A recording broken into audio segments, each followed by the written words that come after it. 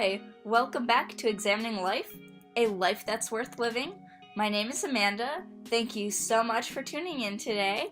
Every Wednesday I host Wisdom Wednesdays, where I choose a philosophy-related quote and analyze the wisdom behind that quote. Today's episode is part 3 of 3 on analyzing Socrates' quote, "Know thyself." In this episode, I will be discussing how someone can get to know him or herself.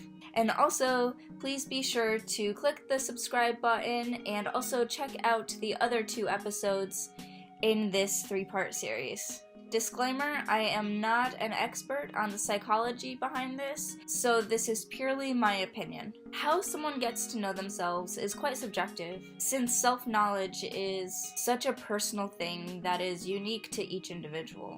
So, of course, use what you find useful, and you can do some trial and error to see what methods you like best.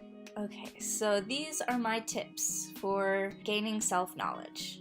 First, physically write down a bulleted list of your priorities and values. And once those are written down, you can rank them in order of your priorities. Be sure to date the list so that when you look back at the list, you know what your perspective was at that time. You can also make another list of things that you explicitly know that you do not value.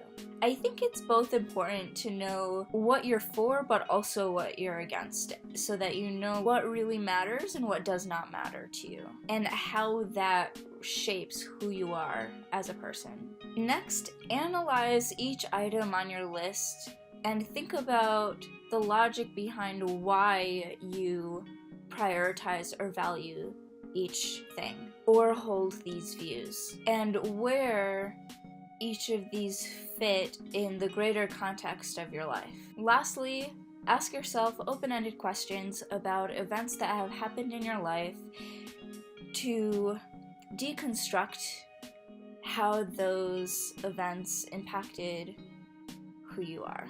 I recommend going through this process once or twice a year as you see fit. And again, be sure to date each entry. This will be important for you to get to know yourself and see how you grow as a person over time, because then you can also look back and reflect. Additional factors to consider can be the following. Ask yourself questions to make you think about who you are. One open-ended question that you can ask yourself includes, what role does the group identities that you belong to and the intersectionality of these identities play in forming your individual self-identity? Talk with friends and family or others that can be fully honest with you, and also with whom you can also be fully honest. And finally, branch outside of your comfort zone. Of course, this is not always an enjoyable experience, although it can be, but more often than not, when you look back, these are the experiences that allow you to grow and develop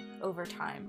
So basically, you only know what you know, and also you don't know what you don't know. So branching outside of your comfort zone will widen the spectrum of things that you know. And I'm using the word know here rather loosely, strictly on an empiricist point of view, and empiricism is the theory of knowledge where you attain knowledge through the sensory perceptions. And so basically, by broadening your spectrum of knowledge, can give light to things that you may not know.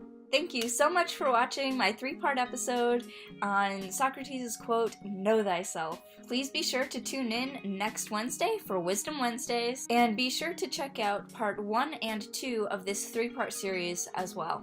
And please let me know in the comments below what you think of the quote, "Know thyself." Do you know yourself? Why or why not? And what method do you think is the best for attaining self-knowledge? And of course, please subscribe, like, comment, and share. Stay tuned next Wednesday. Happy travels. Thank you. Bye.